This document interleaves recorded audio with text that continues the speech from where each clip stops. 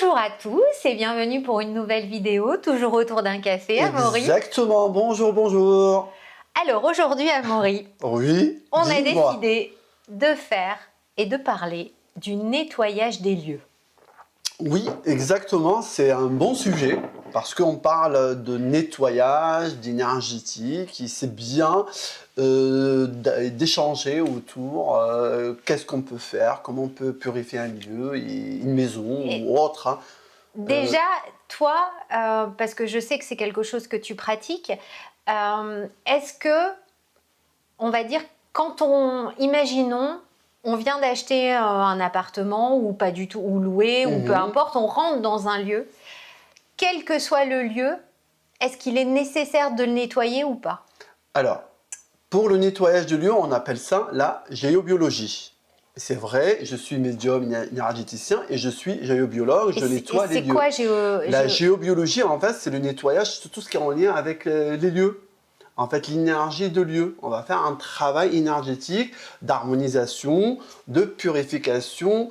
Et après, moi, personnellement, je mets une protection lorsqu'on nettoie les lieux.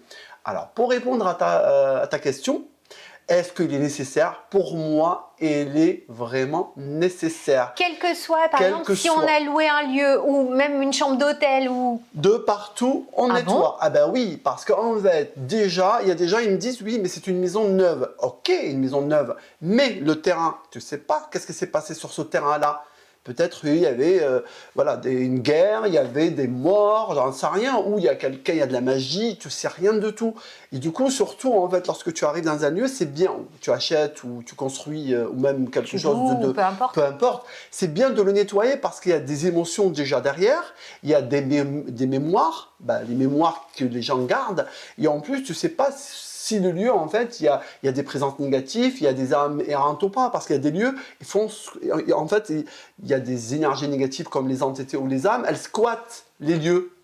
Donc, il peut y avoir des entités qui squattent et, on va dire, l'énergie, elle peut aussi rester sur les murs? Dans les murs, bah oui, sur les murs, bah oui, parce qu'en fait, les personnes avec les engueulades, les cris, tout ce qui s'est passé, ça reste des empreintes énergétiques. Ok. Et même les meubles. Ok. Ah bah oui. Pas parce que tu achètes un truc, je sais pas moi, chez Action ou autre, hein, ou sur Internet, il faut le nettoyer parce qu'en fait, il était dans des lieux, il peut avoir l'énergie de ces lieux-là. Et surtout, tout ce que vous achetez sur les brocantes et les vides-greniers, parce que ça se fait, en fait, il y a un enchaînement des mains qui ont utilisé ce meuble-là ou qui ont gardé ce meuble-là. Et du coup, il y a des empreintes aussi, des mémoires de ces personnes-là. Il faut nettoyer. Mais vraiment, c'est nécessaire de nettoyer. Et imaginons, moi demain, voilà, j'ai loué quelque chose ou je rentre dans un nouvel endroit où j'ai acheté quelque chose. Je ne vais pas faire appel à quelqu'un pour nettoyer à chaque fois. Ça, non. Par exemple, lorsque tu arrives, moi, aujourd'hui, avant de rentrer dans un Airbnb, je fais le nettoyage. Ah bah oui, je vais passer quand même une semaine ou 3. Ouais, mais toi tu sais faire. Mais moi, par exemple, tu me dirais quoi? Alors, du coup, la personne, en fait, lorsqu'elle rentre, vous pouvez, les moyens de purification, pardon, pour toutes les énergies négatives, vous pouvez utiliser le Palo Santo, la sauge blanche. Ça, c'est OK. Vous nettoyez les énergies, c'est OK. Mais la problématique, en fait, c'est que tout ce qui est présence négative, invisible, vous ne pouvez pas l'enlever avec ça. Il faut des protocoles ou des prières, mais des protocoles assez puissants pour pouvoir les faire évacuer. Parce que pour eux, en fait, ils estiment déjà que l'âme errante ou l'entité, c'est leur endroit. C'est leur terrain, en fait. Tu ne peux pas. Il va falloir vraiment, il y a des entités, sincèrement, il faut de la puissance vibratoire que la personne a la capacité de le faire parce qu'on peut se faire attaquer aussi. Et du coup, là, l'idée de faire attention. Mais lorsque tu arrives et tu rentres, de toute façon, pour les gens qui captent, ils sentent, dès que tu mets tes pieds, tu te dis, tiens, je ne le sens pas, c'est chargé. Ce n'est pas juste des énergies négatives. Là, lorsqu'il y a des présences négatives, tu le sens quand même, c'est chargé directement, là, ça te prend là, à la gorge, tu as la boule au ventre ou tu as l'angoisse qui monte là. D'accord, donc ce que je comprends, c'est tout ce qui va être sauge, Palo Santo, etc. Ça, c'est bien pour les énergies qui sont restées. voilà, les lieux. Même un meuble, tu peux le nettoyer avec ça, etc. Tu nettoies. Okay.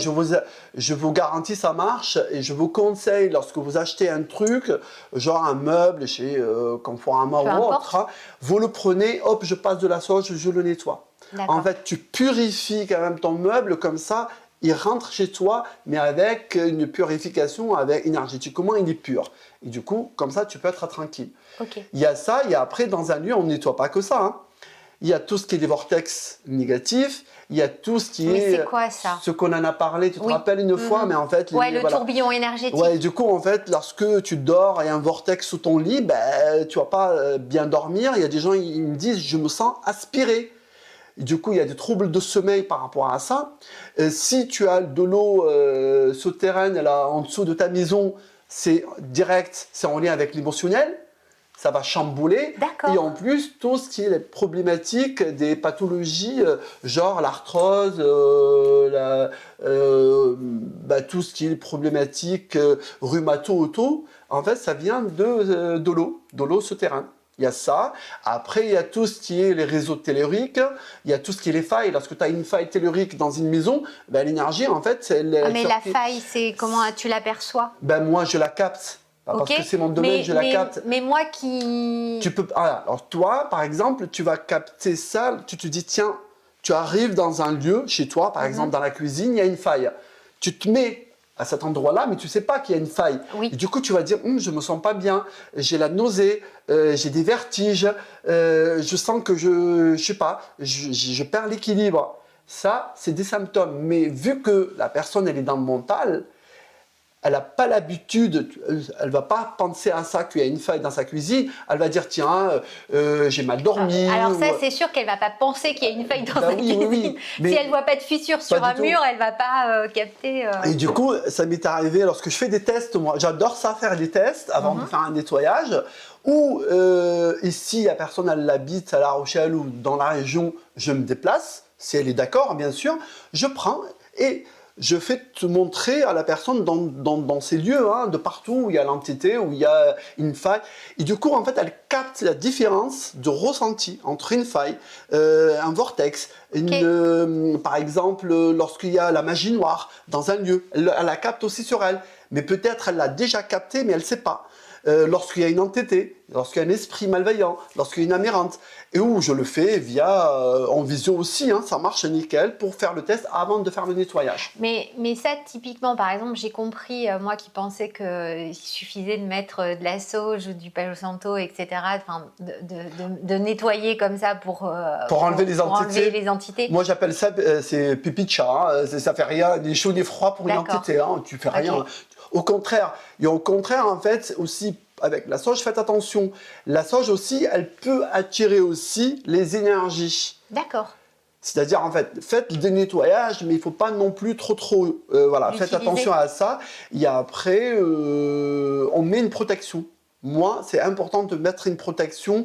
Et ça, la protection, parce que moi, je travaille avec mes collaborateurs de lumière dans l'invisible, c'est avec eux, on met la protection pour le lieu, pour qu'il n'y ait plus d'entité qui peut rentrer, tout ça. Et toi, par exemple, donc j'ai compris, c'est-à-dire au-delà de nettoyer les énergies qui sont ou les émotions des uns et des autres ou des meubles avec où ça fonctionne, après il faut faire appel sinon à des personnes qui sont spécialisées pour nettoyer.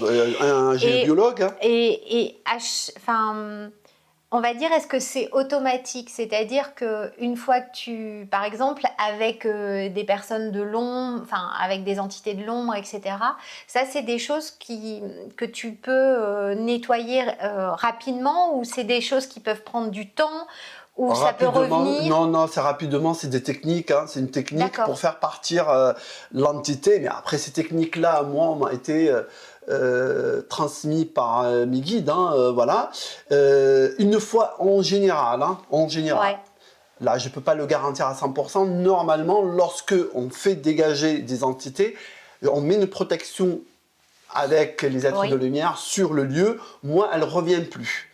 Ça c'est garanti. Après, tout ce qui est, je dirais, énergétique au niveau de tellurique, ça peut revenir parce que là, C'est ça quoi, bouge. tellurique? Tellurique, c'est en lien avec la Terre. D'accord. Et du coup, après, ça, l'autre fois, il y a un vortex qui est revenu. Hein, ça, je suis pour rien. Hein. Mais après, tout ce qui est âme errante et tout ça, c'est l'âme, en fait, elle est en lien, par exemple. Si vous perdez un proche, Oui. ce proche-là, en fait, l'âme, elle monte pas. Elle peut venir dans le lieu, parfois pour attirer l'attention aussi, pour dire j'ai envie de monter dans la lumière. Et du coup, en fait, elle va rester avec la personne. Ou aussi, elle a envie parce qu'il y a des choses à régler avec le proche, qui est encore vivant, et du coup, elle peut squatter la maison. Hein. Moi, ça m'est arrivé, vu qu'ils savent que je suis passeur d'âme dans l'invisible, entre deux passages, parce que moi, le nettoyage, je le fais sur 3 fois. C'est-à-dire, Ah ouais, la première semaine, 1 heure et demie. La deuxième semaine, je regarde parce qu'il y a des miasmes qui restent et tout ça. Et la troisième semaine aussi, je vérifie pendant 1 heure, je regarde aussi la protection, s'il y a encore des choses à enlever. Pourquoi? Parce que ça m'est arrivé aussi qu'il y a une âme errante qui vient entre les deux nettoyages. Ok. Elle vient en lien qu'elle connaît la personne, la cliente, et du coup, là, on fait un protocole de pardon pour aider aussi la personne qu'elle monte dans la lumière. Ça m'est arrivé. Parce que la cliente, elle m'appelle, elle m'a dit, je me sens pas bien, tout ça. Ah, je dis, je pense qu'il y a un problème. Elle m'a dit, oui, mais c'est bizarre parce que j'ai carrément le tableau qui est tombé dans une pièce. Ah, je lui dis ça, direct. Ou il y a un défunt, ou il y a une âme errante. Et effectivement, il y avait une âme qu'elle connaissait, une âme, il y a quelqu'un qui est décédé, qui n'est pas monté, et elle voulait qu'on fasse un protocole de pardon entre elle et ma cliente. Et du coup, on l'a fait en direct, en visio. Et du coup, elle a pu partir, après, c'était bien. D'accord. Voilà. Il y a ça, et après, la protection, comme ça, vous pouvez dormir tranquillement, vous pouvez être bien. Il y a des gens, en fait, j'ai des clients, ils me disent, j'ose plus rester chez moi, je ne suis pas chez moi. Clair. Je ne suis pas bien chez moi. Alors, à partir du moment où tu ne te sens pas bien chez toi, pose-toi la question que c'est chargé. C'est vraiment chargé. Après, n'oubliez pas aussi, la maison, en fait, il y a un gardien de lieu. C'est comme nous, en fait. C'est l'âme, si vous voulez. Dans chaque lieu, il y a un gardien. Où que ce soit où. De partout. Ok. Parce que moi, je nettoie aussi les entreprises. Ok. Et même les entreprises, en fait, on nettoie le lieu et je nettoie aussi, on met une protection sur le lieu, sur l'entité de l'entreprise. De l'entreprise, parce qu'elle peut être attaquée. D'accord. Aussi pareil. Okay. Et du coup, on fait une protection. Et dans le lieu, en fait, je reviens sur le gardien, je rentre en contact avec le gardien du lieu. C'est avec lui qu'on fait le travail, avec mes collaborateurs dans l'invisible du tout. Mais lui, parce que lui, il est sur place. Il peut être attaqué, le gardien de lieu. Bah oui, ce que j'allais dire, s'il y a un gardien de lieu, pourquoi il y a de l'ombre et des âmes? Bah oui, parce qu'il peut être attaqué. Parce qu'il peut être attaqué aussi par l'ombre. Parce que l'objectif du gardien, c'est de protéger le lieu. Oui, mais il protège, mais il ne peut pas tout protéger non plus. Lorsqu'il y a des attaques, des entités, tout ça, il ne peut rien faire. Parfois, ça m'arrive de faire un nettoyage pour le gardien de lieu. En fait, un soin, parce qu'il se fait attaquer, parce qu'il est là pour nous protéger. Et du coup, on rentre en contact avec le gardien de lieu.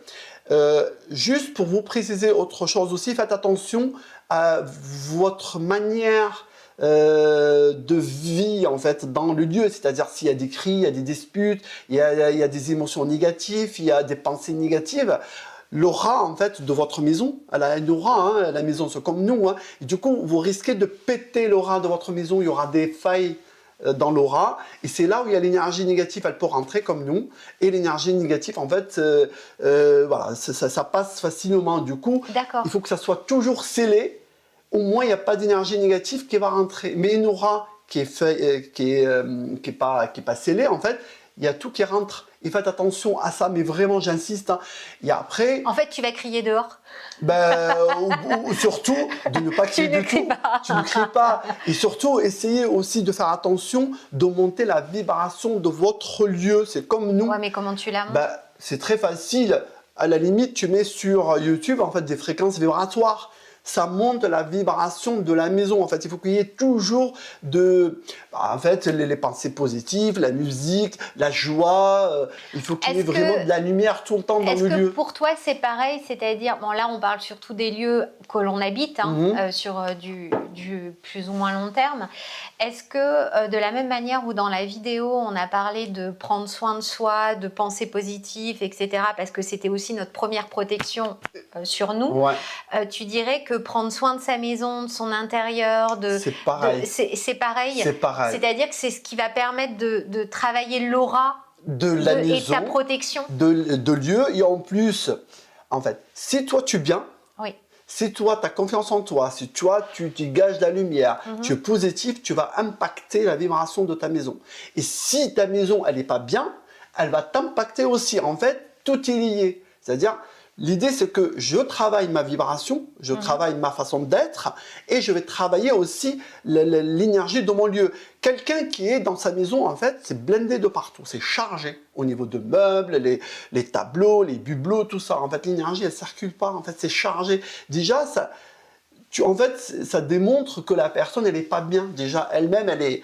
Mais il faut que ça soit fluide, que l'énergie, elle circule, épurée, en fait, que ça dégage vraiment, il y a la lumière. Mais lorsque c'est sombre, en plus, il n'y a pas la lumière qui rentre, il n'y a pas de soleil qui rentre. Mais pour moi, il n'y a pas de lumière. Et du coup, bah, tout est négatif. Tout ça en fait, fait que ça permet, on va dire, d'avoir des entités qui viennent plus facilement ou se des énergies nourrir, négatives. ou des énergies négatives. Il faut mettre de la verdure, des plantes. Après, chacun il fait comme il peut aussi. Hein. Mais franchement, c'est nécessaire de faire attention à son lieu de vie. Et même les entreprises, c'est pareil. Hein. Bah, si tu es bien, c'est l'entreprise, en fait, l'énergie, elle circule très très bien. Bah, après, il y a une bonne ambiance avec l'équipe, avec tes collaborateurs, Oui, et tout est lié. Hein. Et d'où l'intérêt aujourd'hui, il y a des chefs d'entreprise qui m'appellent pour faire ça, parce qu'ils savent que, oui, ils sentent que quand même, il y a l'activité qui baisse. Et là, on cherche. Où il y a peut-être un peu plus de conflits ou de. Ouais, ou bien il y a un voie d'invisibilité, c'est-à-dire un concurrent qui t'a mis un voile d'invisibilité pour que les clients. Mettre un voile, c'est par tes pensées. Pour l'intention. On est d'accord, c'est l'intention. Ouais, et ça marche.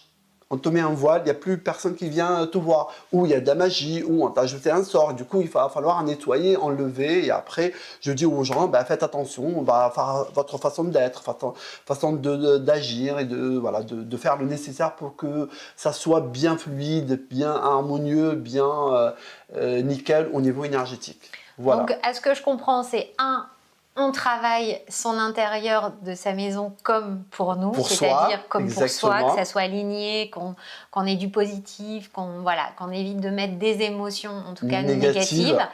On peut nettoyer avec de la sauge, avec du Palo Santo, les énergies. Le gros sel aussi, ça marche pas mal. C'est ça, oui. Le gros sel, bah oui, les grands-mères, elles mettent du gros sel. Ils mettaient du gros sel parce que le gros sel, en fait, ça absorbe le négatif. Et après, chaque fois, vous le changez, toutes les semaines et tout. Et après, tu peux mettre d'autres... Mettez des choses aussi qui vous parlent à vous. Toi, de l'encens, t'en penses quoi? Moi, j'en mets de l'encens, j'aime bien. Moi, c'est l'odeur que j'aime bien. Moi aussi. Moi, j'adore de l'encens, j'aime bien. Après, vous pouvez mettre, comme on a parlé dans l'autre vidéo, hein, des cubes de Métatron, fleurs de vie, tout ça. C'est bien au niveau énergétique, ça peut harmoniser et fluidifier les énergies, c'est bien. Et après, ça fait une forme de protection aussi. Et quand après avoir fait tout ça, on a quand même cette sensation de lourdeur, etc.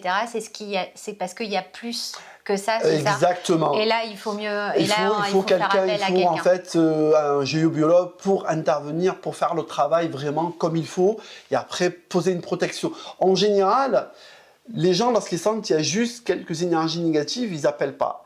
Lorsqu'ils m'appellent, c'est qu'ils sentent quand même qu'il y a un problème. Il y a un problème, ils le captent. Il y a quelque chose qui ne tourne pas en rond.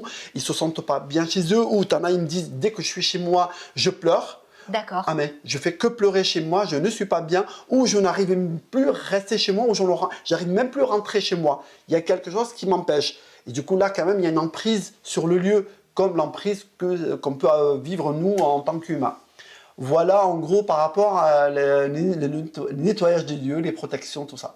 Et ben voilà, merci à vous de nous suivre. Si vous avez des questions, n'hésitez pas à laisser un petit commentaire. Et si vous avez besoin d'un nettoyage de lieu, n'hésitez pas non plus de me contacter. À très bientôt. À très bientôt. Au revoir. Au revoir.